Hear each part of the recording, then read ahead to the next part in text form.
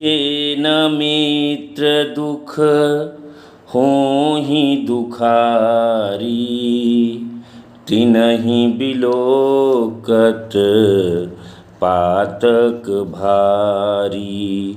निज दुख गिरि सम रज करि जाना, मित्रक दुख रज मेरु समाना।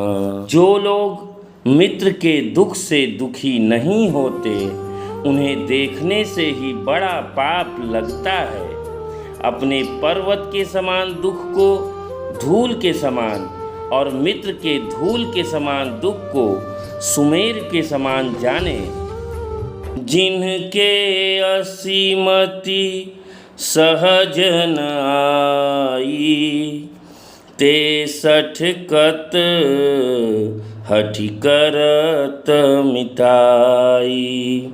कुपथ निवारी सुपंथ चलावा, गुण प्रगटै अव गुण नहीं दुरावा। जिन्हें स्वभाव से ही ऐसी बुद्धि प्राप्त नहीं है, वे मूर्ख हट करके क्यों किसी से मित्रता करते हैं। मित्र का धर्म है कि वह मित्र को बुरे मार्ग से रोककर अच्छे मार्ग पर चलावे, उसके गुण प्रकट करे और अवगुणों को छिपावे।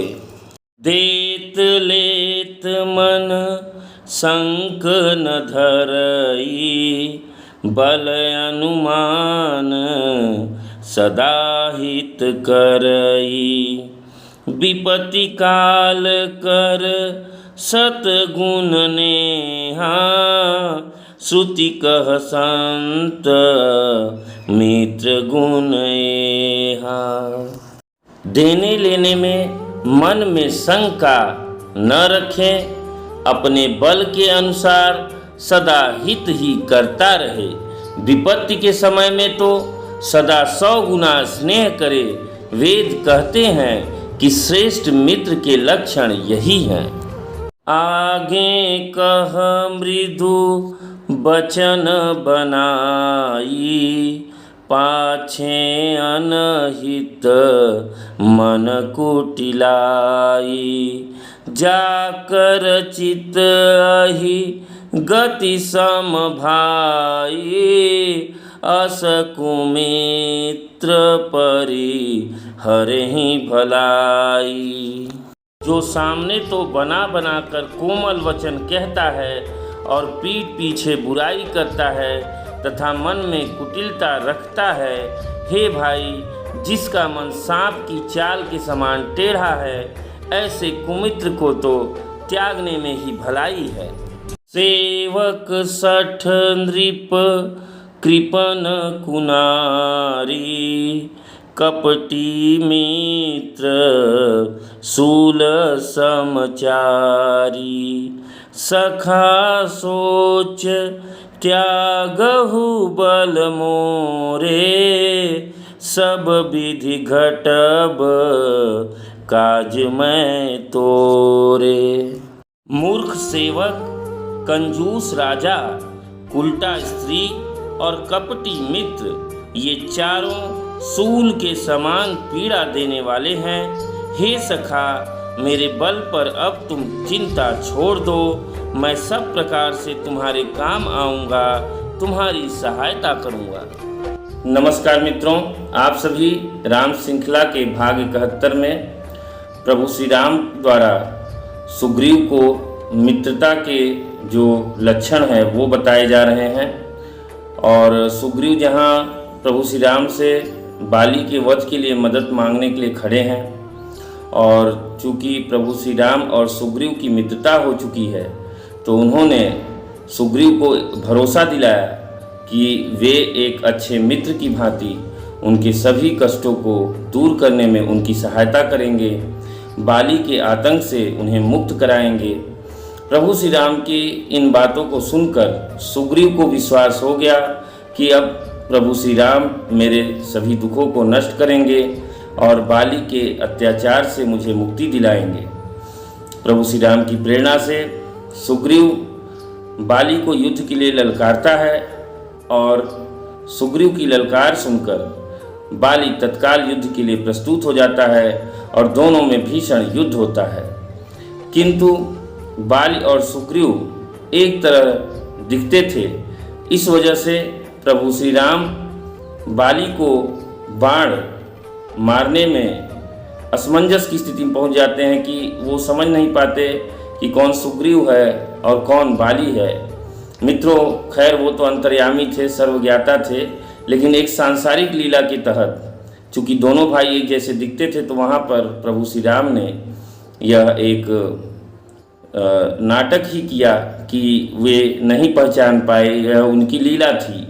और इस वजह से सुग्रीव जान बचाकर भागा और प्रभु श्री राम से कहा कि प्रभु, आपने मुझे युद्ध के लिए तो भेज दिया, किंतु आपने जो है बाली के ऊपर बाण का संधान नहीं किया। प्रभु श्री राम कहते हैं कि तुम दोनों भाई एक जैसे दिखते थे, जिस वजह से मैं समझ नहीं पाया कि कौन बाली है और कौन सुग्रीव है। कहीं गलती से तुम्हें बाण लग जाता तो अनर्थ हो जाता। तो इस बार सुग्रीव गले में हार पहनकर युद्ध के लिए प्रस्तुत होता है और दोनों भाइयों में युद्ध होता है। प्रभु श्री राम पेड़ की ओट में जाकर बाली पर बाण छोड़ देते हैं। बाली को बाण जैसे ही लगता है वह भूमि पर गिर पड़ता है और विलाप करने लगता है, उसे असहनीय पीड़ा होने लगती है। प्रभु श्री राम बाली के निकट पहुंचते हैं।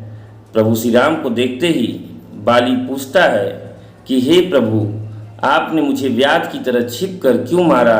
आपने तो धर्म की रक्षा के लिए पृथ्वी पर अवतार लिया है, तो इस तरह का कृत्य आपने क्यों किया?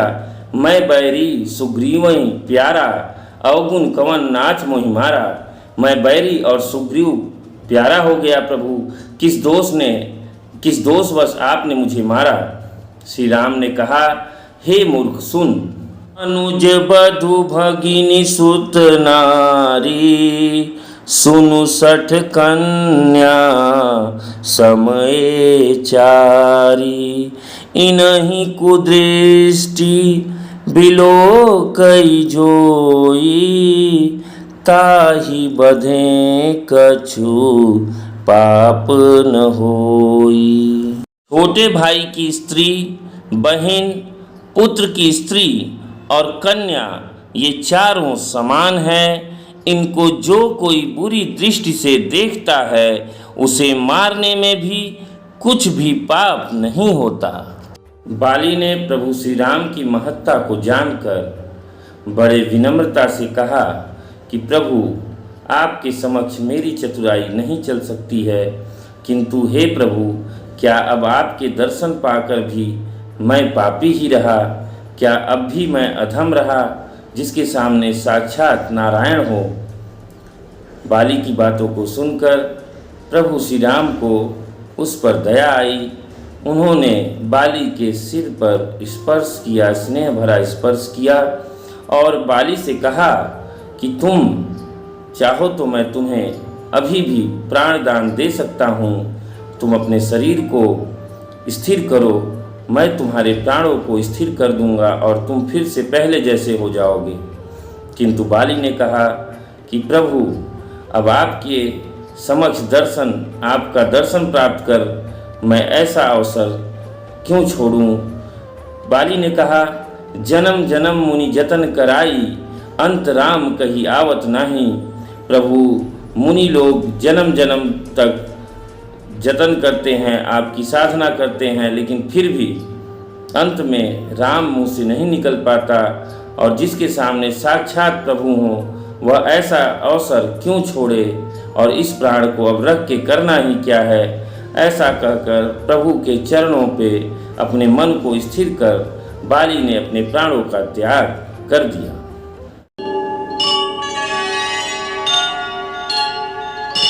मित्रों, आज की कथा में हमने देखा किस तरह प्रभु श्री राम ने एक सच्चे मित्र की भूमिका को अदा किया और अपने मित्र सुग्रीव को बाल के आतंक से मुक्त कराया।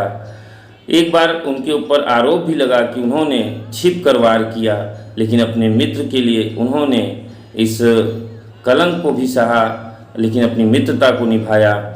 और उन्होंने सुग्रीव को बताया कि किस तरह एक मित्र के लक्षण होने चाहिए, किस तरह वह मित्र के दुख को, अगर छोटा सा भी दुख है तो उसे बहुत बड़ा दुख मानकर उसके निराकरण के लिए सतत प्रयत्नशील रहे।